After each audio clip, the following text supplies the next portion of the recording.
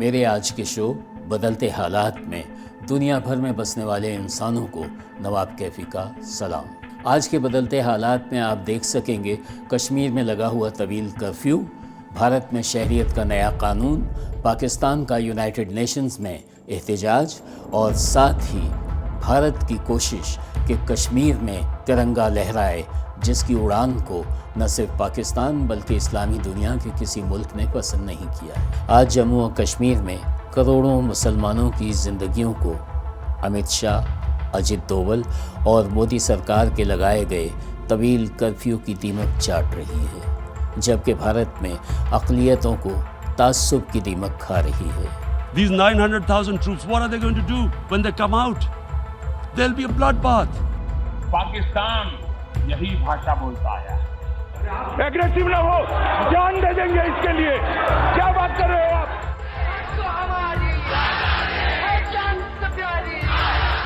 किसी भी मुसलमान को चिंता करने की जरूरत नहीं है। हिंदुस्तान का कोई मुसलमान आपसे डरता नहीं है। घुसपैठिए से उनकी मुराद जानते हैं कौन है? सब यही लोग। आपने कश्मीर किया, आज तक शांति नहीं है, या बोल रहे हैं शांति आ गई। Unfortunately, we were not allowed to go beyond the airport. More than 10,000 women are being raped by Indian army. मुझे अपने घर क्यों नहीं जाने दें?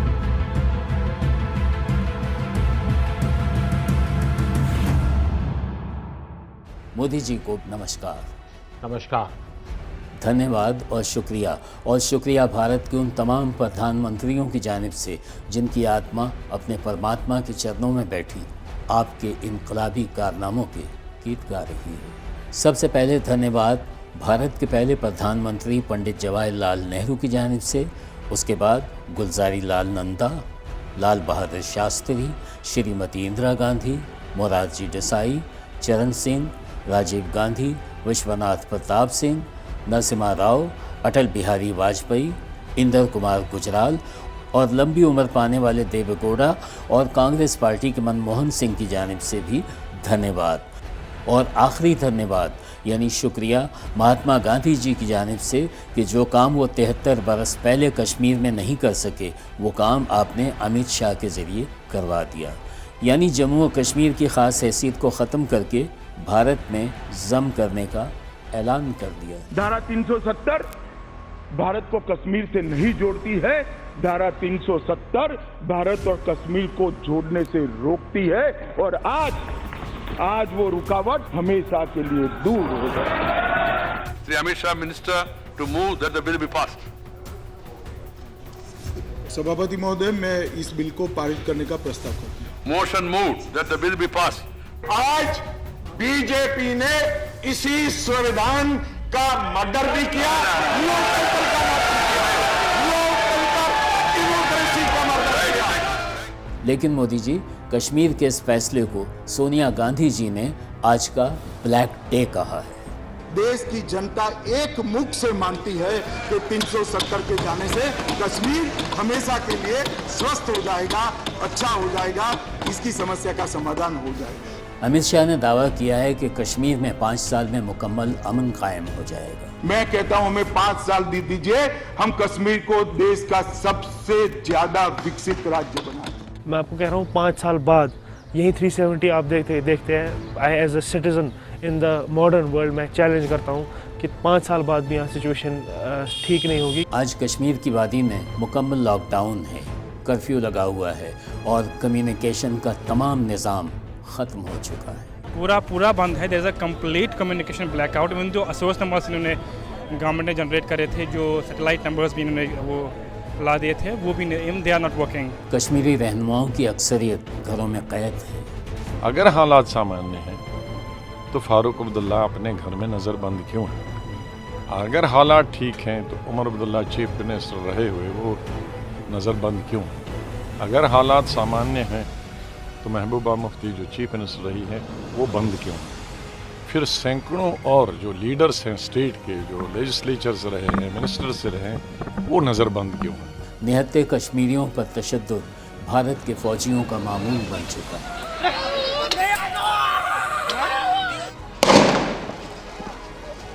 यहाँ जो भारतीय फौज जो काबिज है यहाँ भारतीय जो हुकूमत है वो हमारे ऊपर जुल्म कर रही है और पूरी दुनिया को मालूम है। तब भी कश्मीरियों को मारा, आज भी मार रहे हैं, उनको निकाल के अपनों को। इसका मतलब ये है हम पराए हैं इनसे। माहिरीन का कहना है कि कश्मीर को भारत से मिलाना बिल्कुल ऐसा ही है जैसे गंगा और जमुना के दो पानियों को आपस में मिला दिया जाए, क्योंकि कश्मीर का रहन सहन, वहाँ का कल्चर भारत के कल्चर से बिल्कुल मुख्तलिफ है, लबो लहजा भी अलग है।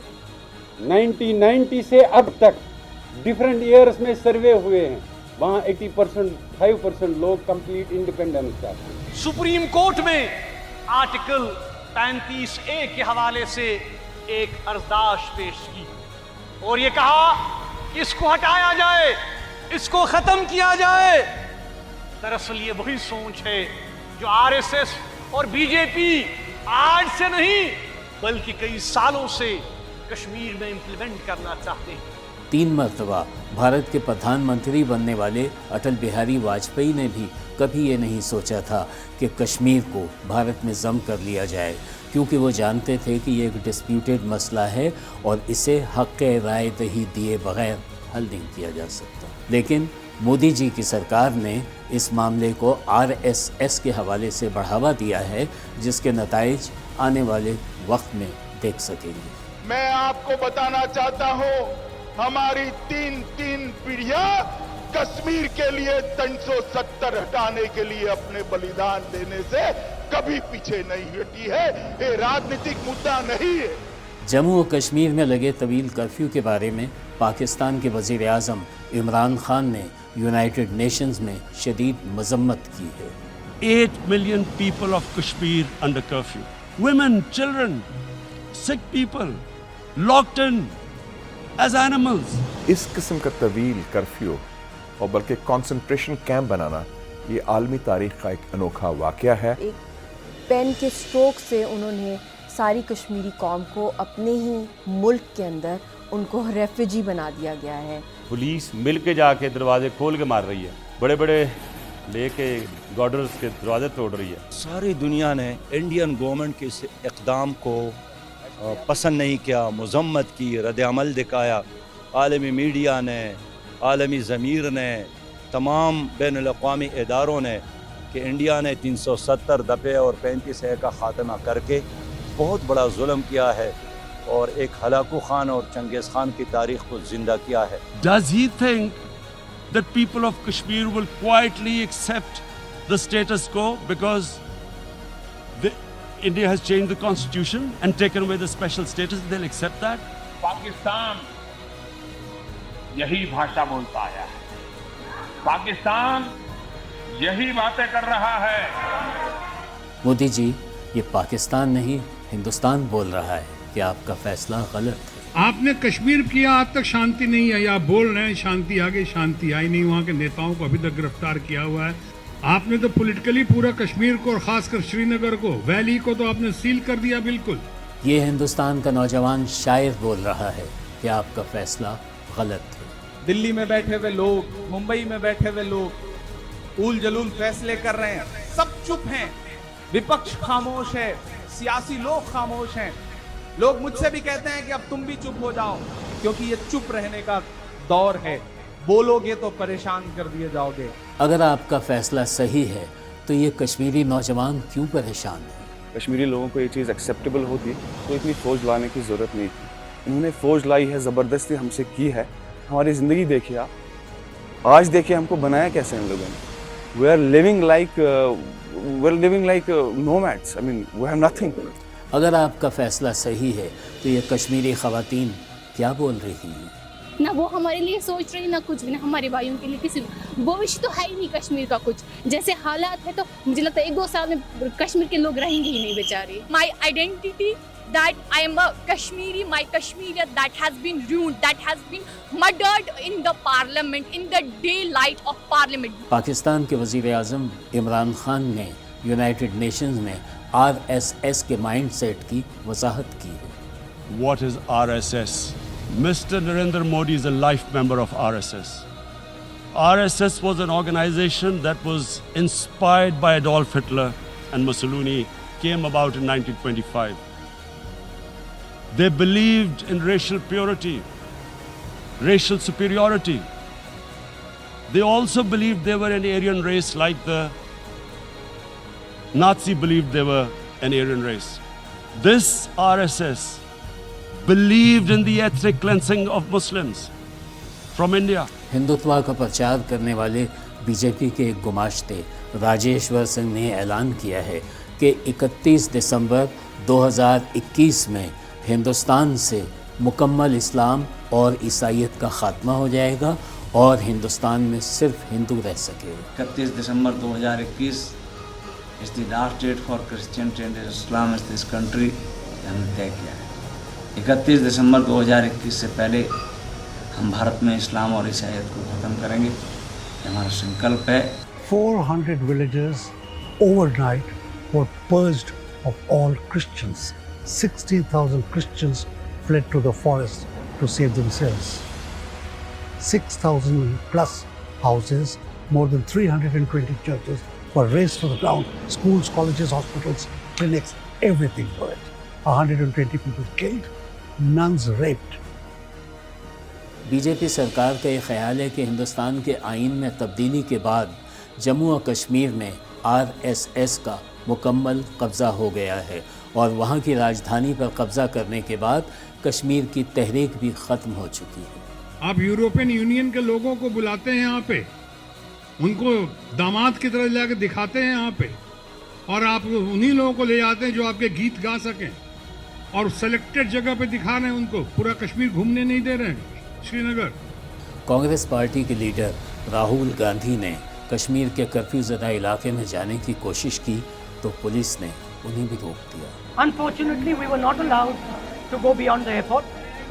In fact, it's a very sad thing, but the press people who were with us were mishandled. Some of them were beaten. It is very clear that things are not normal. सुनाया गया है कि भारत की सबसे बड़ी opposition party Indian national Congress के सरबराह या leader Rahul Gandhi को नरेंद्र मोदी जी पप्पू कहते हैं। आपके अंदर मेरे लिए नफरत है, आपके अंदर मेरे लिए गुस्सा है, आपके लिए मैं पप्पू हूँ, आपके लिए मैं अलग अलग गाली दे सकते हो। यूँ लगता है कि पार्लियामेंट मेंबर गुलाम नबी आज़ाद भी हिंदुस्तान में आज़ाद नहीं है। एक तरफ से सरकार बोलती है कि हालात सामान्य हैं और दूसरी तरफ से किसी को जाने नहीं देती। ये तो इतनी कंट्राडिक्शन मैंने कभी नहीं देखी। हालात सामान्य हैं तो हमको, जो मैं अभी ये मेंबर पार्लियामेंट भी हूँ स्टेट का, एक्स चीफ मिनिस्टर होने के साथ साथ, मुझे अपने घर क्यों नहीं जाने देते। कर्फ्यू ज़दा कश्मीर का एक नौजवान ये बता रहा है कि घर में खाने को एक दाना भी नहीं है। ना हमारे पास खाने के लिए कुछ है, ना कुछ पीने के लिए है, ना अपने घर वालों से कोई कांटेक्ट कर पा रहे हैं हम। इस टाइम भी हमारे घर वाले परेशान हैं, हमारे माँ बाप परेशान हैं कि भाई वो दूसरे डिस्ट्रिक्ट में हैं, इस टाइम पता नहीं क्या कर रहे हैं, वहाँ पे क्या हो रहा है वो भी हमें हमारा हाल नहीं पता है। कश्मीर में कर्फ्यू के नाम पर भारत के फ़ौजियों को खुली छुट्टी दे दी गई है कि वो अपने इख्तियारात का नाजायज़ इस्तेमाल करते हुए किसी भी घर में दाखिल होकर कोई भी तशद्दुद कर सकते हैं। ऊपर मैं चढ़ी ने, पीछे से पता नहीं किसी ने पत्थर मारा और मैं नीचे गिरी, फिर मुझे हॉस्पिटल लिया गया, फिर मैं वहाँ से आई, मैं देख रही हूँ मेरे बाल ही नहीं है, कुछ भी नहीं है। मुझे आज विक्टिम बनाया, कल मेरी बहन को बनाया, उनकी मेरी चाची को भी अब बनाया विक्टिम। कश्मीरी ख़वातीन आज सरापा एहतजाज हैं कि भारतीय फ़ौज अपनी मनमानियों की इंतहा तक पहुँच चुकी है और जुल्म तशद्दुद का सिलसिला घरों तक जारी है।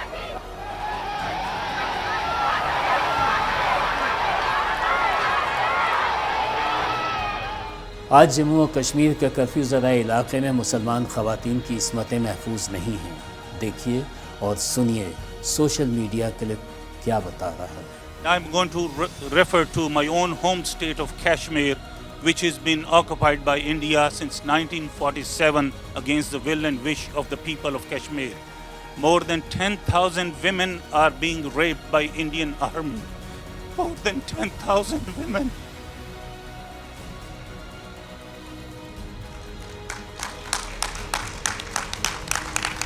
$100,000 have died and 11,000 women have been raped. There are two human rights United Nations human rights reports on this. 100,000 Kashmiris have died in the past 30 years. I request the United Nations, I request the international community, please to intervene, because there are human rights violations happening in Kashmir. People are literally scared. They are not allowed to be in a group of, we are not able to visit our families because of the fear. It's not like, yeah, some roads are open, but there's a fear in the people which has been created by the army. Kashmir is the largest armed zone in the whole world. Ghulam Nabi Azad media को बता रहे हैं कि 7 माह के बाद आज Kashmiri leader Farooq Abdullah को रिहाई मिली है। 7 महीने फारूक अब्दुल्ला साहब को नज़रबंद रखा गया, जिसकी वजह अभी भी हमें मालूम नहीं है। मगर ये आज़ादी अभी पूरी नहीं है। अभी बहुत से हमारे लीडर बन गए। यूनाइटेड नेशन में पाकिस्तान के वज़ीर आज़म इमरान खान ने बड़े वाज़े अल्फाज में कहा है कि कश्मीरियों पर होने वाले जुल्म व तशद्दुद के ख़िलाफ़ पाकिस्तान कोई भी कदम उठा सकता है। And my belief is, La ilaha illallah, there is no God but one. And we will fight. And when a nuclear armed country fights to the end, it will have consequences far beyond the borders. It will have consequences for the world, which is why I repeat I'm here. Because I'm warning you, it's not a threat. It's a fair worry. ये हिंदुस्तान की कौमी सलामती के मुशीर अजीत दोवल हैं, जिनका कहना है कि पाकिस्तान एटमी धमाका करना चाहता है तो बेशक कर दे, कोई फ़र्क नहीं पड़ता, क्योंकि हिंदुस्तान बहुत बड़ा मुल्क है, बची खुची आबादी भी पूरी दुनिया पर राज करेगी। होता है न्यूक्लियर वॉर तो होने, पाकिस्तान किसी भी न्यूक्लियर वॉर में के बाद पाकिस्तान राष्ट्र नहीं रहेगा, भारत फिर भी रहेगा। अगर कुछ नुकसान हुआ भी तो जितने बचेंगे वो फिर भी इतने काफी होंगे कि दुनिया के ऊपर में अपनी उसको ले जा सकते हैं। पाकिस्तान के एटमी साइंसदान डॉक्टर अब्दुल कदीर खान ने अजीत दोवल के बयान को गीदड़ भपकी करार दिया है। ये सिवाय गीदड़ भपकी को और कुछ नहीं है, और खाम ख्याली है कि वो ये समझते हैं कि जी कि पाकिस्तान तबाह हो जाएगा और वो बच जाएंगे। ये जो कहना कि जी हम बहुत बड़ा मुल्क है और हम बच जाएंगे, पाकिस्तान तबाह हो जाएगा, अगर हिंदुस्तान ख़त्म हुआ तो हिंदू कहीं भी नहीं बचेगा और उसको कोई नाम लेने वाला भी नहीं होगा। ये nuclear warfare, atomic warfare, biological warfare, ABC, जितने भी आप कहें, जितने भी आपके स्ट्रेटेजिक वारफेयर सिस्टम्स हैं, क्योंकि वो एक self assured guaranteed destruction of the world होगा, जिसके अंदर में ये पूरी की पूरी पृथ्वी के अंदर में इतना बड़ा वो हो जाएगा कि शायद उसके बाद युद्ध करने की आवश्यकता ही नहीं होगी, क्योंकि लोग ही नहीं बचेंगे। डॉक्टर अब्दुल कदीर खान ने कहा है कि इस किस्म के बेमकसद बयानात देने के बजाय बेहतर होगा कि दोनों मुल्क आपस में मिलजुल कर रहे हैं। इस किस्म के अगर कोई मिस एडवेंचर किया तो वो तबाह हो जाएंगे। समझदारी की बात यह है कि मिलजुल कर रहो, आपस में पीस कायम करो और दोनों मुल्क तरक्की करें। आवाम के लिए लड़ाई झगड़े की बातें करना चाहिए, जहालत की बातें हैं। इमरान खान ने अपने खदशात का यूनाइटेड नेशन में इजहार करते हुए कहा है कि जिस दिन भी कश्मीर से कर्फ्यू उठाया जाएगा वहाँ एक खूनी इनकलाब भी आ सकता है। Cruel things like what Narendra Modi has done. When the curfew is lifted, will be a bloodbath. What will the people of Kashmir do when they lift the curfew? They will be out in the streets. And what will the soldiers do? They will shoot them. आने वाले वक्त में बुरा होगा, बहुत ही बुरा होगा, और इसका नतीजा इंडियन गवर्नमेंट को भुगतना पड़ेगा। पाकिस्तान के जुल्फ़िकार अली भुट्टो और हिंदुस्तान की इंदिरा गांधी के माबैन शिमला में एक एग्रीमेंट हुआ था 1972 में, उसको भी बीजेपी सरकार ने हवा में उड़ा दिया। शिमला समझौता हुआ, इसको भी तत्कालीन प्रधानमंत्री जी ने इसको रिकॉर्ड पर लाया। श्रीमती इंदिरा जी उस वक्त प्रधानमंत्री थी और शिमला समझौते ने इस बात को दोहराया है। इसलिए यूएन का जहाँ तक मामला है, भारत की सीमाओं के अंदर कोई भी निर्णय लेने के लिए भारत के संसद के दोनों सदनों को पूरा संवैधानिक अख्तियार है, वो स्पष्ट हो गया। They went against Simla Accord, which is about bilateral sorting out our differences through bilateral means. Went against that. That agenda became obvious on the 5th August when India went against 11 United Nations Security Council resolutions which say that Kashmir is a disputed territory and the people of Kashmir have the right of self-determination. They went against that. 73 साल से United Nations के resolutions के तहत जिन मसाइल पर पाकिस्तान और हिंदुस्तान बातचीत कर रहा था, अमित शाह ने उसे भी चंद लम्हों में समेट के रख दिया। UN commission for India and Pakistan UNCIP को सेटअप किया और 13 अगस्त 1948 को प्रस्ताव स्वीकार हुआ और जिस दिन 1965 के अंदर पाकिस्तान की सेनाओं ने हमारी सीमाओं का अतिक्रमण करा, उसी दिन ये प्रस्ताव खारिज हो गया था, क्योंकि 1 और 2 नहीं होता है तो 3 का सवाल ही नहीं होता है।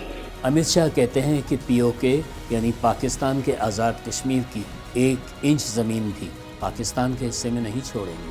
जम्मू एंड कश्मीर के POK को आप भारत का हिस्सा नहीं मानते हो क्या? एग्रेसिव ना हो, जान दे देंगे इसके लिए। क्या बात कर रहे हो आप? कश्मीर के लीडर फारूक अब्दुल्ला ने एक TV शो में यह कहा है कि इधर हम उधर तुम, यानी आज़ाद कश्मीर आपका हुआ और मकबूजा कश्मीर हमारा हुआ और इस मसले को यहाँ ख़त्म किया जा सकता है। ज़रा सुनिए। वाजपेयी जी पाकिस्तान गए और जाने से पहले मुझे मिले, कहा क्या कहूँ? मैंने कहा उनसे कहिए कि वो रख लें वो हिस्सा, हम ये रख लेते हैं और बॉर्डर आसान बना लेते हैं, आना जाना आसान रहेगा, तिजारत रहेगी, बाकी चीज़ें रहेंगी और ये जो 70 साल का दुख है ये आहिस्ता आहिस्ता मिट जाएगा। भारत के एक retired air vice marshal Kapil Kak ने कश्मीर की हकीकत को सच्चाई के साथ सामने रख दिया।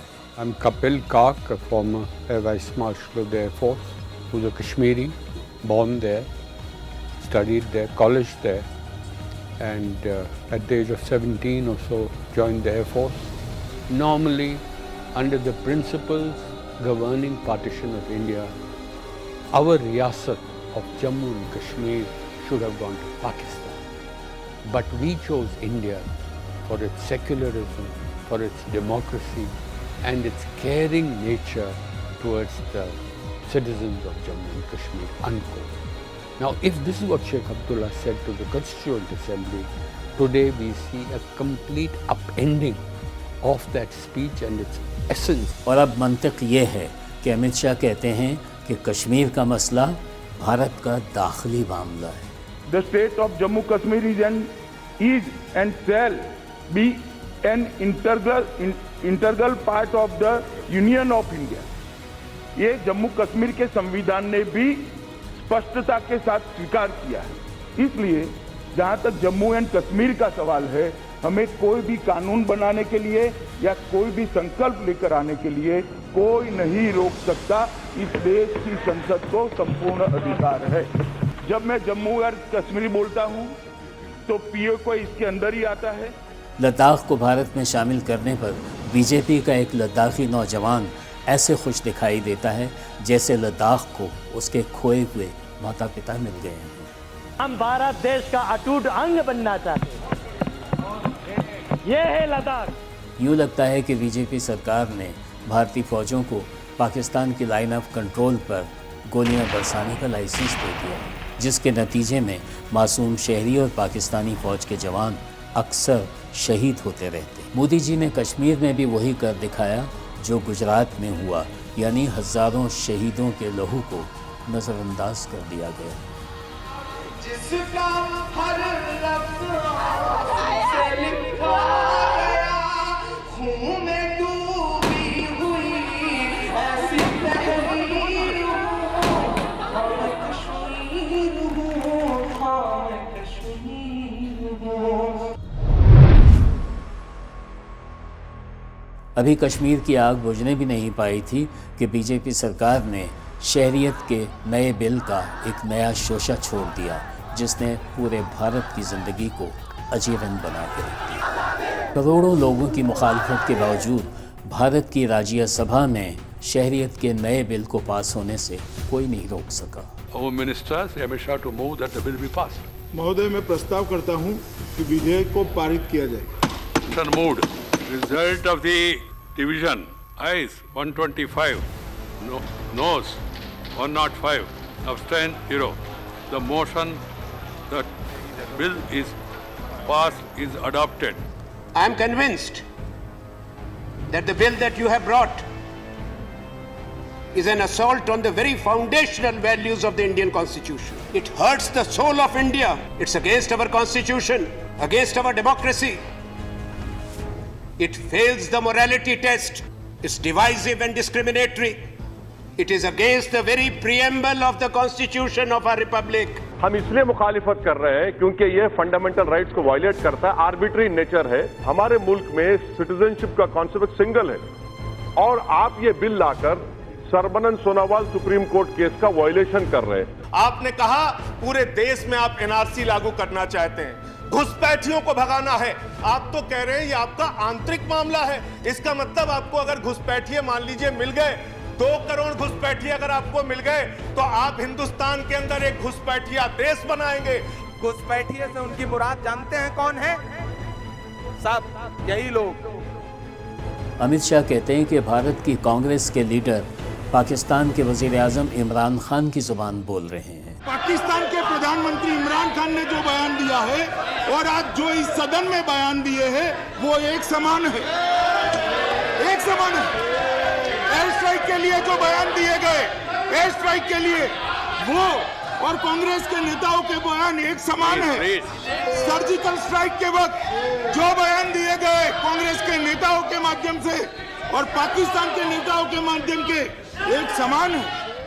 शहरियत का नया कानून मंजर आम पर आया तो दिल्ली की सड़कों पर करोड़ों इंसानों का वो सैलाब उमड़ आया जो शायद कभी मुग़लिया तारीख़ ने भी नहीं देखा और ना ही कभी भारत की तारीख़ ने देखा था। कोई अमित शाह, कोई नरेंद्र मोदी कैसे तय कर सकता है कि मुसलमान इस देश के नागरिक हैं या नहीं है, आम हिंदुस्तानी इस देश का नागरिक है या नहीं है? कैसे कोई तय करेगा? आप कौन सा देश बना रहे हैं? आप एक ऐसा कानून लेके आए जिसकी बहुत कम लोग मांग कर रहे हैं, पूरा देश उसके विरोध में है, लेकिन आप जिद पे अड़े हैं कि नहीं हम इसे लागू करके रहेंगे, हम ऐसा कर देंगे, जो प्रदर्शन करेगा उसे हिंसक तरीके से कुचलेंगे।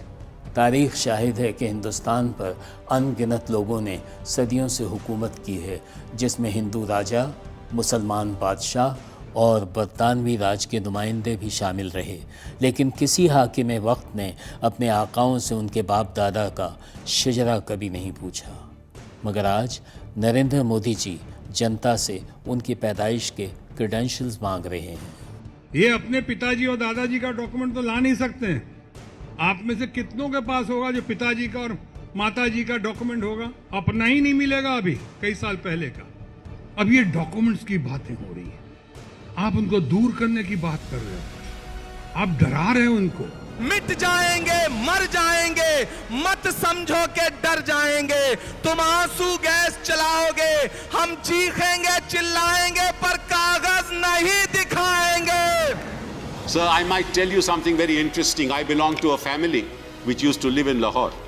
I came to India and I was born here in 1948, but my brothers, my sister, my parents, my grandparents were all born in Pakistan. We were all refugees.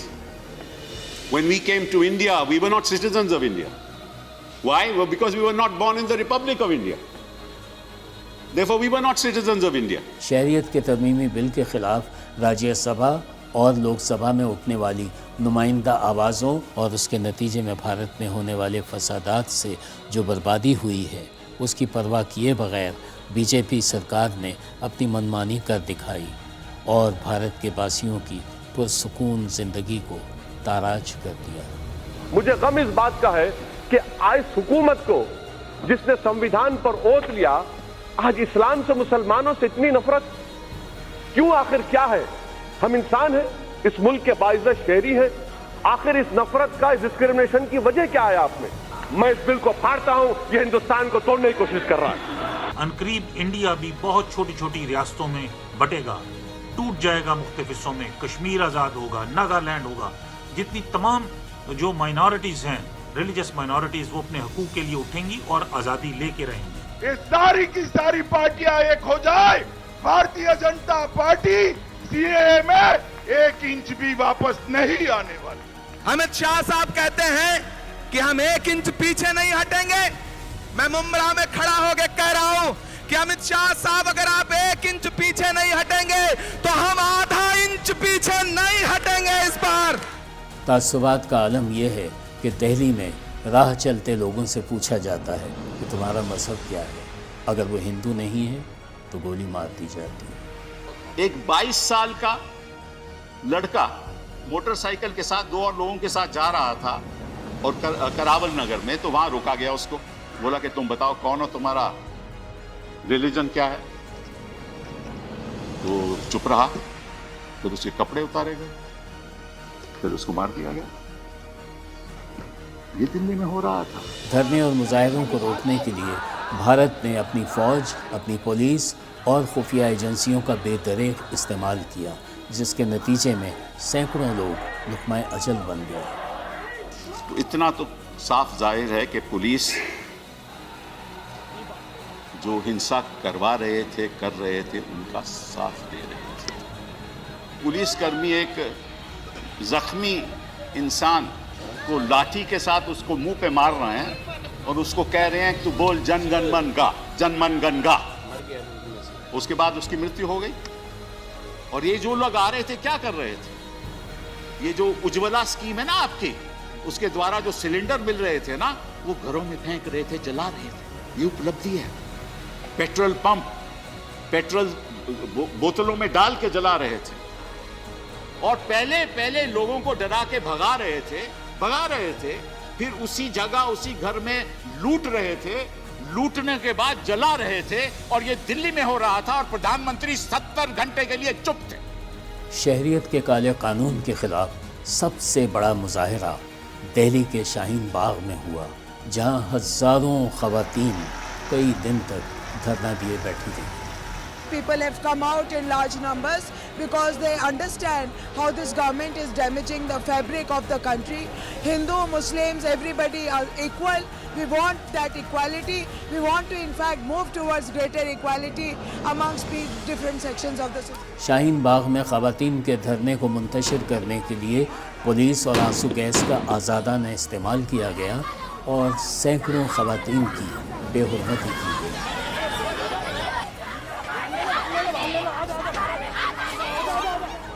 Delhi के मुजाहिरों ने कई बेगुनाह इंसानों की आवाज़ों को हमेशा के लिए खामोश कर दिया गया और उनकी लाशों को गंदे नाले में फेंक दिया गया। दिल्ली के अंदर आप देखिए कि मुसलमानों के पूरे महल्ले जला दिए गए, उनकी अमलाक को जलाया गया, उनकी गाड़ियों को जलाया गया, यहाँ तक कि इंसानों को जिंदा जला दिया गया।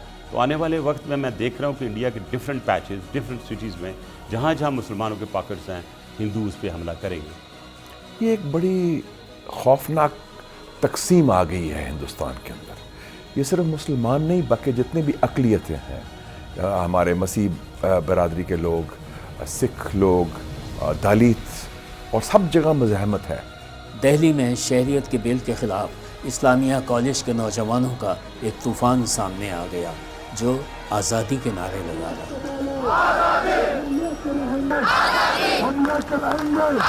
All the people of India protesting against Citizenship Amendment Bill and NRC, and right now IIT Madras condemns police violence against the students. Malegaon की ख़वातीन ने भी शहरियत के काले कानून के ख़िलाफ़ आज़ादी के नारे लगाए।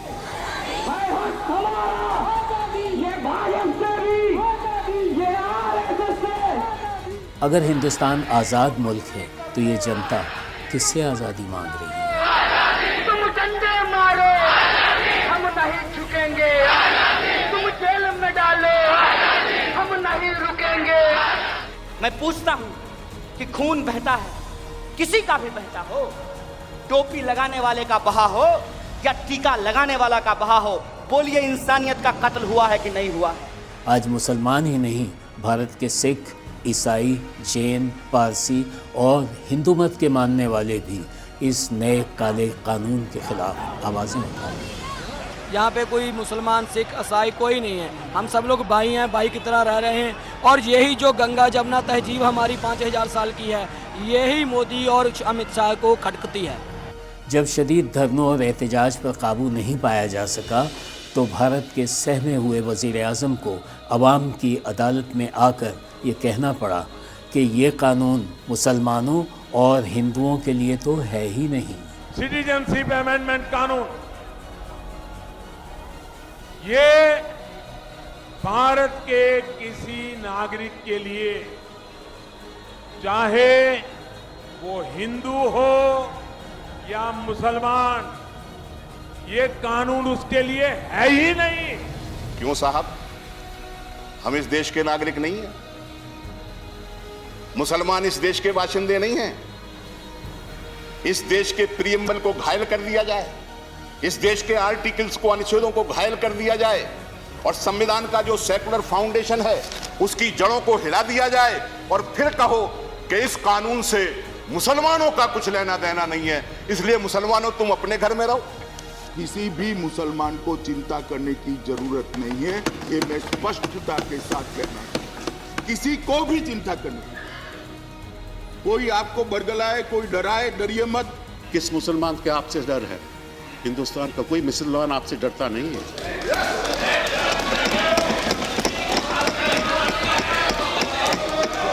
ना मैं डरता हूं, ना मैं डरता हूं, जहां इस देश के नागरिक डरते हैं, ना कोई मुसलमान डरता है। डरते हैं तो हम संविधान से डरते हैं, जिसकी आप धज्जियां उड़ा रहे हैं। भारत के इनकलाबी शायर इमरान प्रतापगढ़ी ने अपनी नज़्म में ये एहसास दिलाना चाहा है कि ताकत का नशा हमेशा कायम नहीं रहता। 5 साल रहने वाली हुकूमत को जाना है और नए लोगों को आना है। 5 दिन की हुकूमत पे इतना नशा, हम तो वो हैं जो सदियों से सुल्तान हैं। हम मुसलमान हैं, हम मुसलमान हैं। मुसलमानों की मस्जिदों को शहीद किया जा रहा है, घरों को नजर आतिश किया जा रहा है और निहत्ते नौजवानों पर तशद्दुद किया जा रहा है। आप बच्चों पे लाठियां, आप निहत्ती लड़कियों पे लाठियां बरसवा रहे हैं। कौन सा हिंदुस्तान? क्या ये वही देश है जहां नारियों की पूजा की जाने की बात की जाती है? क्या ये वही देश है जहां का प्रधानमंत्री अपने भाषणों में कहता है कि बेटी बचाओ? मजलूमों पर जुल्म सितम रवा रखने वाले हाकिम वक्त शायद ये भूल गए हैं कि आत्मा और महात्मा के ऊपर एक परमात्मा भी है, जो चांद पर पहुंचने वाले चंद्रयान को एक लम्हे में आसमान से उठाकर ज़मीन पर फेंक देता है और तिरंगा ज़मीन पर ही रह जाता है। कश्मीर को भारत से जोड़ने और अक़लियतों को शहरियत के कानून से कारी ज़रब लगाने वाले महान सियासतदान एक छोटे से कोरोना वायरस के सामने कितने बेबस दिखाई देते हैं। वो अपनी जनता से विनती करते हैं कि घरों में बत्तियां बंद कर दो और सिर्फ दिए जलाओ। 5 अप्रैल को रविवार को रात 9 बजे घर की सभी लाइटें बंद करके घर के दरवाजे पर या बालकनी खड़े रहकर 9 मिनट के लिए मोमबत्ती, दिया, टॉर्च या मोबाइल की फ्लैशलाइट जलाएं। मोदी जी के हुक्म पर भारत में करोड़ों दिए रोशन हो गए, लेकिन मोदी जी ने कभी ये नहीं सोचा कि कश्मीर में जो जलते हुए दिए बुझ रहे हैं उनका क्या होगा। माइनॉरिटीज़ के साथ सोशल डिस्टेंसिंग का वायरस आज भी पूरी दुनिया में मौजूद है और इस वायरस के साथ अमेरिका, यूरोप, ऑस्ट्रेलिया और पूरा एशिया ज़िंदा है। लेकिन इस समय भी भारत सरकार की सोच अक़लियत से इख्तिलाफ रखती है। अरब अमारात ने भारत के वज़ीर-ए-आज़म नरेंद्र मोदी को अपने मुल्क का सबसे बड़ा सिविल अवार्ड देकर ये बात साबित कर दी है कि इस्लामी दुनिया मजहबी तासुबात से पाक है। लेकिन इसके बरक्स मोदी सरकार का मिशन मज़हब की बुनियाद पर भारत के मुसलमानों की ज़िंदगियों को ख़त्म करने के मिशन पर गामज़न है। लोगों का कहना है कि भारत में इस वक्त अपोजिशन पार्टीज़ के पास कोई दबंग लीडरशिप नहीं है, या अगर मौजूद भी है तो उसे उभरने का मौका नहीं मिल रहा, जिसकी वजह से मौजूदा हुकूमत तासुबात के कम्युनल वायरस को फैला रही है। तक़सीम हिंद से लेकर आज तक भारत का तिरंगा अक़लियतों के लिए अमन व आश्ती का निशान समझा जाता रहा, लेकिन आज बीजेपी की मुतासिबाना पॉलिसी ने महात्मा गांधी के तिरंगे को भी शर्मसार कर दिया है। भारत की जनता और बाकी दुनिया ने एक दिन ये तमाशा भी देखा कि जब Narendra Modi ji Indian media person करण थापर के गुजरात में होने वाले पुरतशद्दुद सवाल पर माइक्रोफोन फेंकते हुए स्टूडियो से भाग निकले। By not letting people hear the message repeatedly, you are allowing an image that is contrary to the interest of Gujarat to continue. It's in your hands to change it. Allow to rest. पानी आप पीछे दोस्ती बनी रहे, अपनी दोस्ती बनी रहे। आरएसएस की मोदी सरकार तो तासुबात का वायरस बेचकर वापस गुजरात चली जाएगी, लेकिन आने वाली कई हुकूमतें इस वायरस की वैक्सीन तलाश करने में फना हो जाएंगी। ये वायरस फैलाया किसने? ये वायरस उन्हीं लोगों ने फैलाया जो भाषण दे रहे थे, भड़काऊ भाषण दे रहे थे। और मैं आपको एक बात बता दूं, अगर ये वायरस युवा लोगों के मन में बैठ गया ना, तो न आप रहोगे न हम रहेंगे और न लोकतंत्र रहेगा। मुसलमानों और दूसरी अक़लियतों के ख़िलाफ़ भारत की इस मुतासिबाना साजिश को इस्लामी दुनिया ने महसूस कर लिया है, जिसके नताइज अब सामने आना शुरू हो गए। पाकिस्तान की कोशिशों से आज मलेशिया, तुर्की, ईरान, अफ़गानिस्तान, मुत्तहिदा अरब अमारात और सऊदी अरब के साथ दूसरे इस्लामी ममालिक भी मुत्तहिद हो चुके हैं। अरब अमारात की शहज़ादी हिंद अल कासमी का बयान सामने आ चुका है कि मुसलमानों के ख़िलाफ़ नफ़रत की आग भड़काने की भारत की कोशिश को नाकाम बना दिया जाएगा। कतर के शेख उबैदी अल ज़हरानी ने भारत के जुल्म सितम को देखते हुए वाज़ेह अल्फाज में यह कह दिया है कि send Hindus back to Modi. हाल ही में कुवैत के मिनिस्टर अब्दुल्ला अल शुरेका ने भी भारत से तिजारत के बायकॉट का ऐलान किया है। यही नहीं बल्कि अमेरिका के कमीशन बराए आलमी मजहबी आज़ादी ने भारत को अक़लियतों के लिए ख़तरनाक मुल्क करार दे दिया है और उसे ब्लैक लिस्ट करने की सिफारिश की है और उनके अफसरान पर सिफारती पाबंदियाँ भी लगाने का कहा है। US commission for international religious freedom ने भी अपनी हुकूमत को ये रिकमेंडेशन दी है कि भारत को रिलीजियस माइनॉरिटीज पे किए जाने वाले मजालिम की वजह से उनको ब्लैक लिस्ट किया जाए। हवाएं मौसम का और दुआएं मुसीबतों का रुख बदल देती हैं। शायद कश्मीर की हवाओं में किसी की दुआएं शामिल हो गई हैं। साउथ एशियन वायर न्यूज़ के मुताबिक चीन की 5000 फौजों ने भारत की लाइन ऑफ एक्चुअल कंट्रोल के अंदर दाखिल होकर मीलों इलाके तक रसाई हासिल कर ली है। सुनिए भारतीय मीडिया क्या बता रहा है। चाइना ने 4 जगहों से अपने 5000 सैनिकों को LAC के यानी कि लाइन ऑफ एक्चुअल कंट्रोल को लांघकर भारतीय जमीन पर कब्जा कर लिया है। चाइना की पीपल्स लिबरेशन आर्मी ने 5 जगहों से घुसपैठ की और ये 5 जगह भारत के लद्दाख में, 4 गलवान नदी में और 1 पैंगोंग लेक में।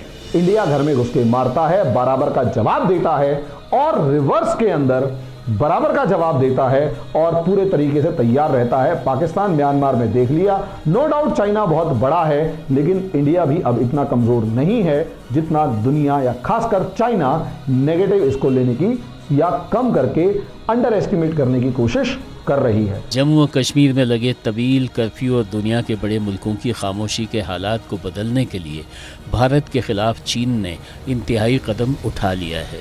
देखिए इंडिया टीवी की रिपोर्ट क्या बता रही है। भारत और चीन के बीच इस तनाव की वजह है LAC।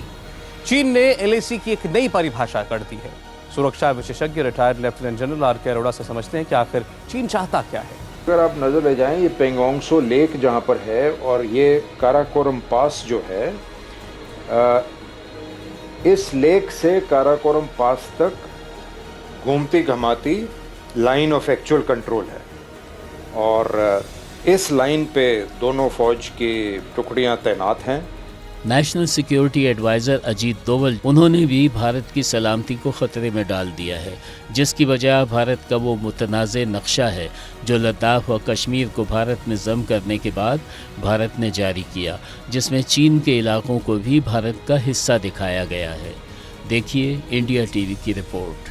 एरिया जो बाहर की तरफ निकल रहा है ये है अक्साई चीन का एरिया और इसकी अहमियत ये है कि चीन के लिए स्ट्रेटेजिकली बहुत इम्पॉर्टेंट है। तिब्बत और जिंजियांग एरिया को कनेक्ट करता है, इसके बीच में से जाना पड़ता है और ये आप लाइन देख रहे हैं जो कि इन्होंने हाईवे बनाया जिसके बारे में हमें कोई खबर नहीं रही 1959 तक, और ये आगे काराकोरम हाईवे पाकिस्तान में जा रहा है और आगे ग्वाडर पोर्ट को कनेक्ट करता है।